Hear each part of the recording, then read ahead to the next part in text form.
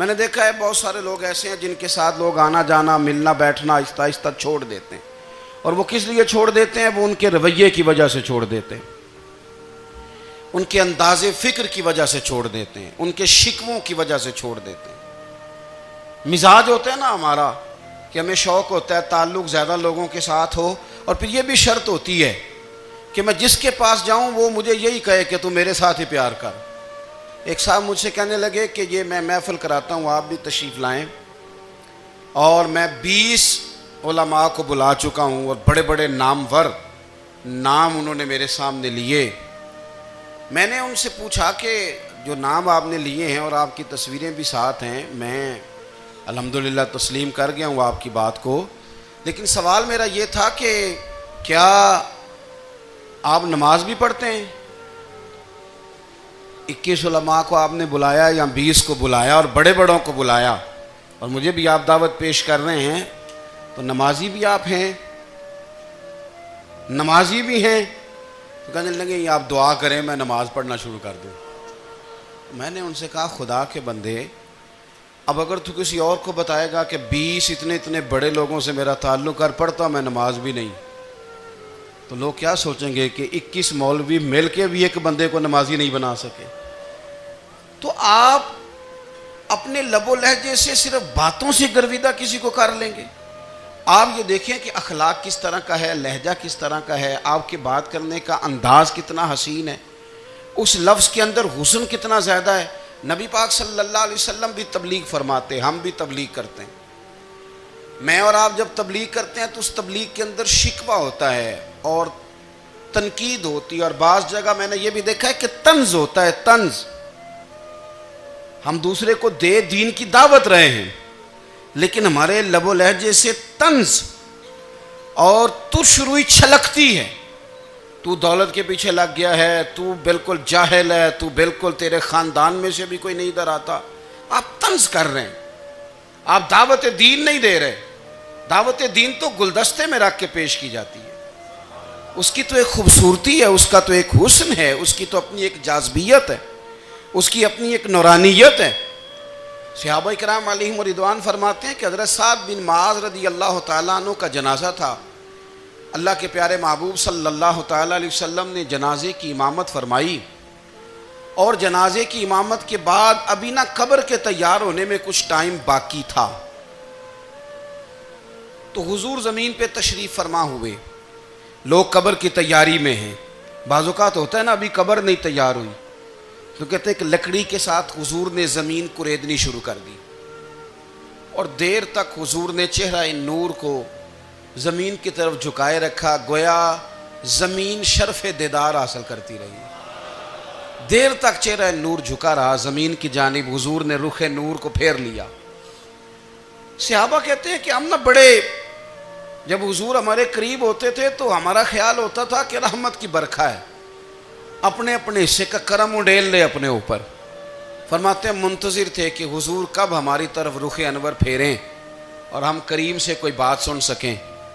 ارشاد فرماتے ہیں کہ ہم بڑے شدید منتظر تھے، دیر کے بعد نبی پاک علیہ الصلوۃ والسلام نے چہرہ انور اٹھایا، دیر کے بعد چہرہ انور اٹھایا۔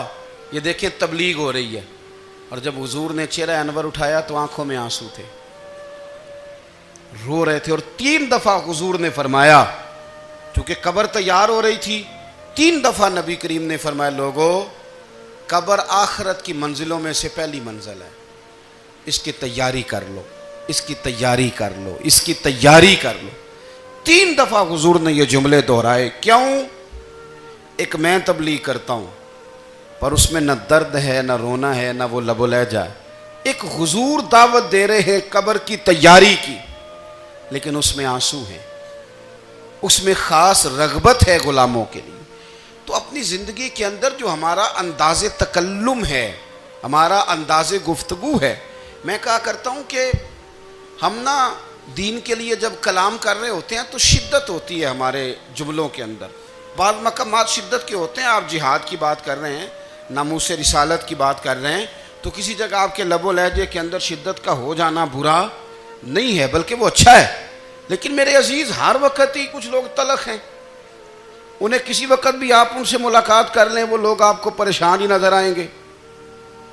حضرت سیدنا عبداللہ ابن عمر رضی اللہ تعالیٰ عنہ روایت کرتے ہیں کہ نبی پاک صلی اللہ تعالیٰ علیہ وآلہ وسلم نے ارشاد فرمایا کہ جنت میں ایسے بھی کمرے ہوں گے، جنت میں کچھ ایسے کمرے، کچھ ایسے مکانات بھی ہوں گے کہ باہر کھڑے ہوں گے تو اندر نظر آئے گا، اور اندر کھڑے ہوں گے تو باہر نظر آئے گا۔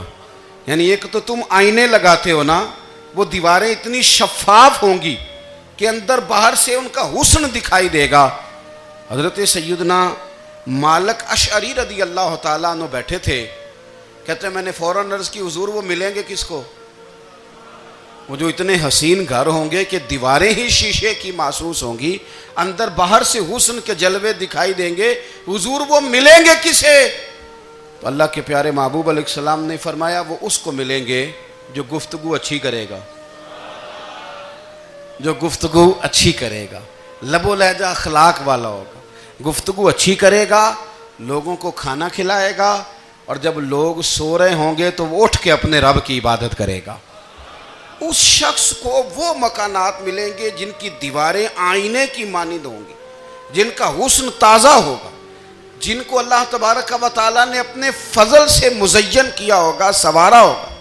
ہم اگر تھوڑی سی توجہ کریں نا تو کئی دفعہ وقت گزر جاتا ہے، لہجہ نہیں بھولتا، لہجہ یاد رہتا ہے۔ آپ تو 2 منٹ کے لیے غصے میں تھے نا، تو آپ نے کوئی بات کر دی کسی غریب کو، کسی شخص کو، آپ غصے میں تھے، آپ نے کہہ دیا، اس بیچارے نے سن لیا، لیکن وہ باتیں اسے سونے نہیں دیتی، بار بار یاد آتی۔ کوئی آپ کے ساتھ تلخ کلام کر دے نا، کبھی تلخ گفتگو کر دے، بندہ جب سامنے آتا ہے وہ باتیں یاد آ جاتی ہیں، تکلیف ہوتی ہے، اور وقت گزر جاتا ہے۔ لڑائیاں ہمیشہ چل نہیں سکتی۔ لڑائی کتنی دیر کی ہوتی ہے؟ 1 دن کی، 2 دن کی۔ قتل بھی ہوں تو اگر قاتل کو پھانسی بھی ہو جائے تو پھانسی کے بعد بالآخر لڑائی تو ختم ہو ہی گئی نا۔ لڑائی ہمیشہ چلتی، تلخی ہمیشہ چل سکتی نہیں۔ تلخی روٹین میں چلنے والا سکہ، کوئی سکے روٹین میں چلتے وقتی ہوتے، یہ جو غصے کا لب و لہجہ ہے، تلخی کا سکہ، یہ بھائی روٹین میں نہیں چلتا، اس نے ایک نہ ایک دن ختم ہو جانا ہے۔ روٹین میں پیار ہی چلتا ہے۔ حضرت جابر ابن عبداللہ کہتے ہیں حضور پہلے دن مدینہ منورہ آئے، میں زیارت کے لیے گیا تو میں نے مسکراتے دیکھا۔ 10 سال میں دیدار کرتا رہا، اور وصال سے چند دن پہلے بھی میں نے زیارت کی تو مدینے والے محبوب کو مسکراتے ہوئے ہی دیکھا ہے۔ یہ جو آپ کا لب و لہجہ ہے نا، اخلاق والا، حسن والا، مسکرانے والا، یہ لب و لہجہ نا ذرا لمبا چلتا ہے، یہ روٹین ہے، یہ روز چلے گا۔ یہ سکہ وہ ہے جو رائج الوقت رہتا ہے، یہ کبھی بھی ختم ہونے والا یہ خزانہ ہے۔ تو یہ جو آپ کا تلخ لب و لہجہ ہے، یہ روٹین نہیں۔ عارف رومی رحمۃ اللہ علیہ فرماتے ہیں کہ مثال دینے کے لیے بات سمجھاتے ہیں، فرماتے ہیں ایک شخص جنگل میں لکڑیاں کاٹنے جایا کرتا تھا تو شیر سے دوستی ہو گئی، یعنی ڈائریکٹ بادشاہ سے دوستی ہو گئی، اور بادشاہ بھی وہ جو جنگل کا بادشاہ ہے، جنگل کے بادشاہ سے دوستی ہو گئی۔ اب وہ لکڑہارا غریب آدمی تھا، لکڑیاں تو کاٹنی ہوتی تھی، تو وہ جنگل کا بادشاہ اعلان کر دیتا جانوروں کو کہ میرا دوست آیا، ایک تو کوئی تنگ نہ کرے، اور دوسرا یہ کہ سب لوگ مل کے اس کے ساتھ تعاون کریں۔ کبھی کوئی جانور لکڑیاں اکٹھی کراتا، کبھی کوئی اپنی پشت پہ گدھا، بیل، گھوڑا، خچر رکھ کے وہ لکڑیاں باہر چھوڑنے آتا۔ تو اب اس کی بڑی دھوم مچ گئی جنگل کے اندر، لکڑہارا مزدور تھا، وہ بادشاہ سے دوستی کر کے بادشاہ ہی بن گیا۔ وہ گھر آ کے نا بیوی کو اکثر بتاتا کہ میرا ایک دوست ہے، میں جاتا ہوں تو ساری پہلے ہی مخلوق کھڑی ہوتی ہے میرے استقبال کے لیے۔ دوستی جو بڑے سے ہو گئی ہے، بنا ہے شاہ کا مصاحب تو پھر یہ ہے اتراتا، وگرنہ شہر میں غالب کی آبرو کیا ہے۔ ہم نے تو پوچھتا ہی کوئی نہیں، یہ تو بنا ہے شاہ کا مصاحب تو پھر یہ ہے اتراتا، وگرنہ شہر میں غالب کی آبرو کیا ہے۔ تو وہ لوگوں کو بتاتا، بیوی کو بھی بتاتا دوست ہے، تو بیوی کہنے لگی اتنی تو تعریفیں کرتا، یہ نہیں بتایا کہ وہ جنگل کا شیر ہے، بس نیرا دوست بتا دیا۔ بیوی کہنے لگ گئی کہ تو اتنا جو اس کا ذکر کرتا ہے تو کسی دن بلا نا،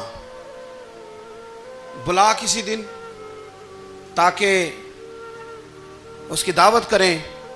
اب اس نے پھر نہ اس کو پردے میں رکھا. کیا کہتے ہیں آج کل؟ سرپرائز دینا ہے. مگر سرپرائز دینا ہے جی. پردے میں رکھا کہ وہ شیر ہے. تو وہ بلا لیا گھر. اب اس کے لیے کچا گوشت، ظاہر ہے شیر نے کچا گوشت سکھانا تھا. وہ کہنے لگی پکانا کس طرح کا ہے؟ وہ کہنے لگا جب وہ آئے گا پھر بتاؤں گا. اب وہ کچا گوشت 2-3 بکرے ذبح کر کے ڈال دیے. وہ آ گیا شیر.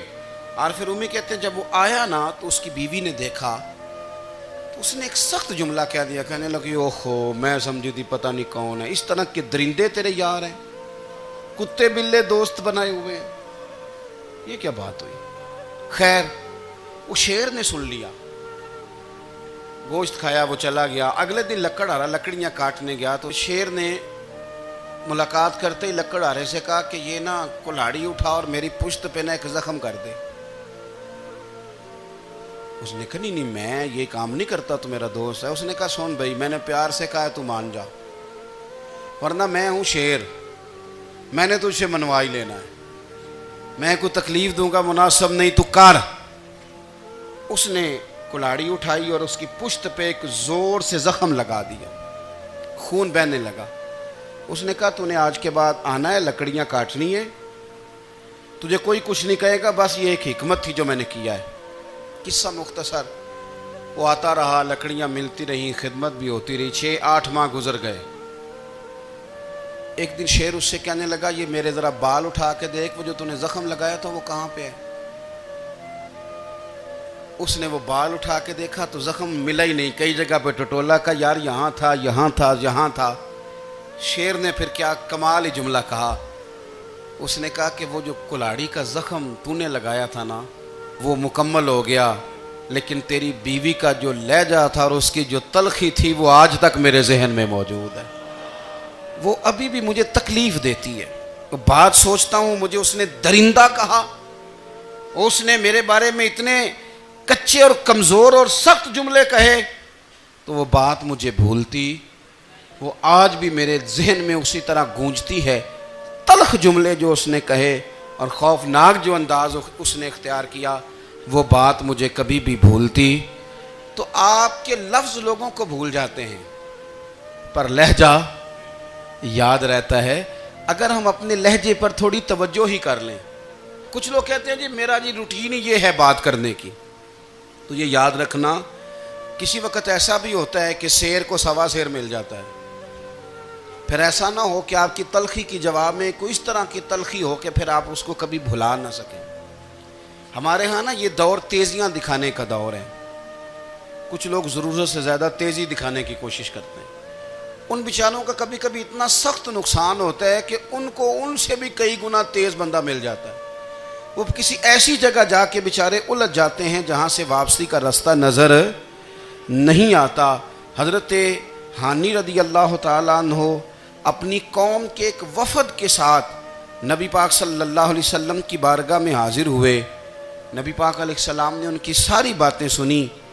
تو ان میں سے ایک شخص نے عرض کی یا رسول اللہ صلی اللہ علیہ وسلم میں نا زیادہ باتیں نہیں یاد رکھ سکتا. حضور میں شاید کمزور حافظے والا ہوں، زیادہ باتیں نہیں میں یاد رکھ سکتا. حضور مجھے کوئی ایک ایسی بات آپ ارشاد فرما دیں کہ میں عمل کروں تو پھر جنت میرا مقدر بن جائے. میں چاہتا ہوں کہ مجھے کچھ ایسا مل جائے کہ میں اسی پر عمل. وہ کہا تھا نا درویش نے کہ علم و بس کری ہو یار کیونکہ ایک کوئی حرف تینوں درکار. تو مجھے کوئی ایسی چیز مل جائے کہ وہ پھر جنت میرا مقدر بنے. تو حضور نے فرمایا 3 کام کرنا. ایک تو گفتگو جب بھی کرنا اچھی کرنا. تمہارا لب و لہجہ تمہاری گفتگو میں کبھی کوئی کمزوری نہ آئے. گفتگو اچھی کرنا، اچھی گفتگو. اور دوسرا حضور نے فرمایا سلام کو عام کرنا. اور تیسرا فرمایا لوگوں کو کھانا کھلانے میں رغبت پیدا کرنا. یہ کام کر پھر اللہ تبارک و تعالی تیرے مقدر میں جنت کو شامل فرما دے گا. تو میرے عزیز آپ اس بات کو سمجھیں کہ ہمارے اخلاقی رویے، ہمارا کردار، ہمارا لب و لہجہ، ہم نہ ڈنڈے کے زور پر حکومت قائم کرنا چاہتے ہیں. آپ کو پتہ ہے بہت سارے ملکوں میں دین گیا اور پھر اللہ تعالیٰ معاف کرے بعض جگہ پہ دینی اقدار کو، دینی لوگوں کو زوال بھی آیا۔ بر صغیر پاک و ہند میں دین آیا لیکن اللہ کے فضل سے زوال نہیں آیا اور کبھی آئے گا بھی نہیں، کبھی آئے گا بھی نہیں۔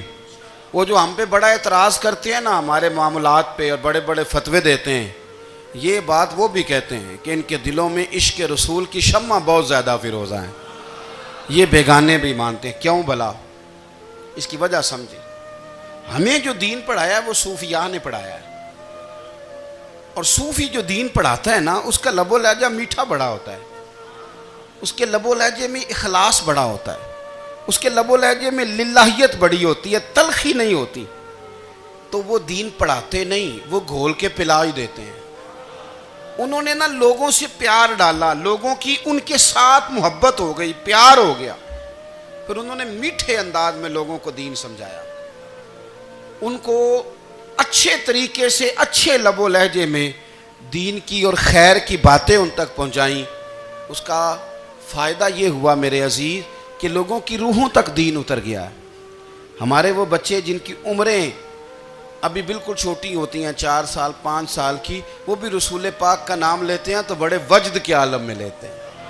کیوں؟ اس لیے کہ ہمارے بزرگوں نے ہمیں اچھے طریقے سے، اس لیے نبی پاک صلی اللہ تعالیٰ علیہ وسلم نے فرمایا کہ حسن اخلاق والا آدمی اپنے اخلاق کی بنیاد پر نفلی روزہ رکھنے والوں اور رات کو قیام کرنے والوں سے زیادہ فضیلت حاصل کر لیتا ہے، اس لیے کہ اس کا اخلاق، اس کا لب و لہجہ، اس کا انداز، اس کی گفتگو، وہ جو گفتگو اس کی ہوتی ہے وہ اتنی میٹھی ہوتی ہے کہ لوگوں کے دل نہیں ٹوٹتے، بلکہ بعض اوقات اس کی گفتگو کی وجہ سے جو غم زدہ آدمی ہوتا ہے اسے سکون مل جاتا ہے، اسے تسلی۔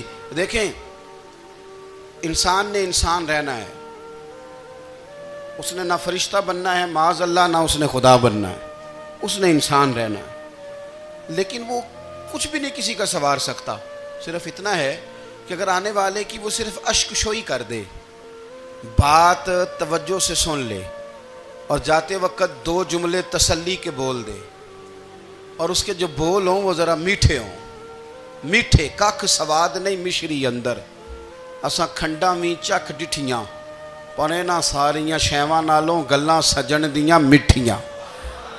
اگر انداز تھوڑا سا شستہ ہو، انداز تھوڑا سا ٹھیک ہو، لب و لہجہ تھوڑا سا ٹھیک ہو۔ اب ہمارے جو جدید اسکالر آئے ہیں وہ کہتے ہیں باڈی لینگویج۔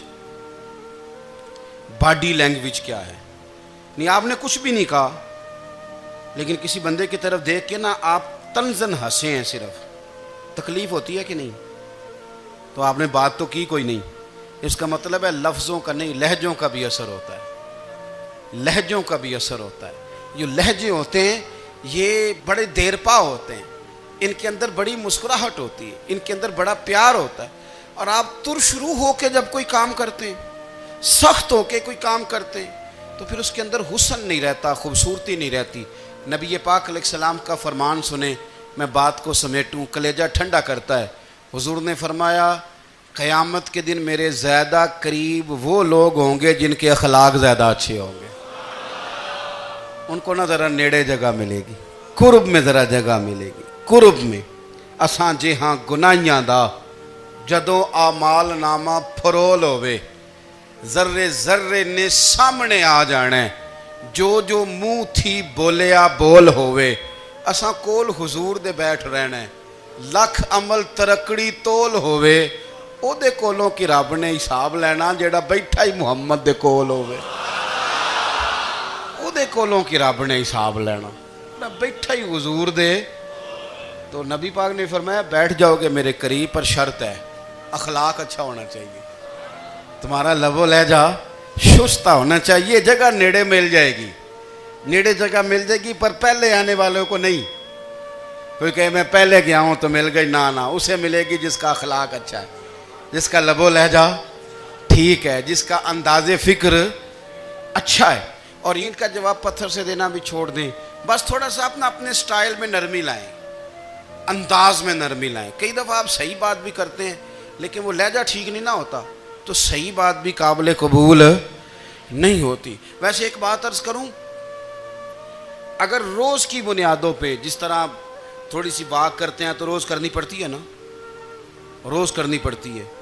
تو کوئی بھی آپ ڈاکٹر کے پاس جاتے ہیں تو وہ دوائی بتائے تو روز کھانی پڑتی ہے, پرہیز بتائے تو روز کرنا پڑتا ہے. تو تھوڑا سا نا لب و لہجے پہ بھی توجہ دیں. جس طرح منہ روز دھوتے ہیں نا, دھونا ہی پڑتا ہے, تو اسی طرح اگر تھوڑا سا لہجہ بھی دھونا شروع کر دینا. یہ جو لوگ آپ سے تھوڑا تھوڑا شکوہ کرتے ہیں, تو اس نے کہا تھا کہ میرے لہجے میں غرور آیا تھا, اس کا حق تھا کہ وہ شکایت کرتا. تو کہیں تو ایسا ہے نا, کہیں تو کوئی تو بات بہو نے غلط کی ہے نا کہ ساس رو رہی ہے. کچھ تو ساس نے ایسا کہا ہے نا کہ بہو بیچاری کپڑے باندھ کے بچوں سمیت کہتی ہے گزارا نہیں ہوتا. کچھ تو ایسا بھائی آپ نے کہا ہے نا کہ کسی شخص کے من پسند روٹی پکی ہے پر وہ بیچارہ 3 دن سے کھا نہیں سکا. کوئی تو بات ایسی ہوئی ہے نا کہ سامنے والا تڑپ کے رویا ہے اور ہنسنا بھول گیا ہے. کچھ تو آپ نے کہا ہے نا, کچھ تو آپ نے کہا ہے نا کہ ایک آدمی تیار ہو گیا ہے کہ اب اس محلے میں رہوں گا ہی نہیں. کچھ تو ایسا ہوا ہے نا کہ لوگ پردیسی ہونے لگ گئے ہیں. کچھ تو ایسا ہوا ہے نا کہ سالوں بسنے والوں نے علاقے چھوڑ دیے ہیں. کچھ تو ہم ایسا تلخ کرتے ہیں کہ ہمارے اپنے پھر ٹھان لیتے ہیں کہ بس بھائی آج کے بعد تجھ سے ملنا نہیں. اس کا مطلب یہ ہے کہ تھوڑی دیر کا صرف لب و لہجے کا سخت ہونا اگر ہم ٹھیک کر لیں تو ہو سکتا ہے ہمارے دائیں بائیں والے بہت سارے لوگ سکھ میں آ جائیں, پیار میں آ جائیں, ان کو تھوڑا اطمینان ہونے لگ جائے. اپنے لہجوں پر, اپنے اٹھنے بیٹھنے پر, میل ملاپ پر تھوڑی توجہ دیں, تھوڑا سا خیال کریں. اللہ کے حضور دعا ہے مالک کریم سمجھنے کی توفیق عطا فرمائے.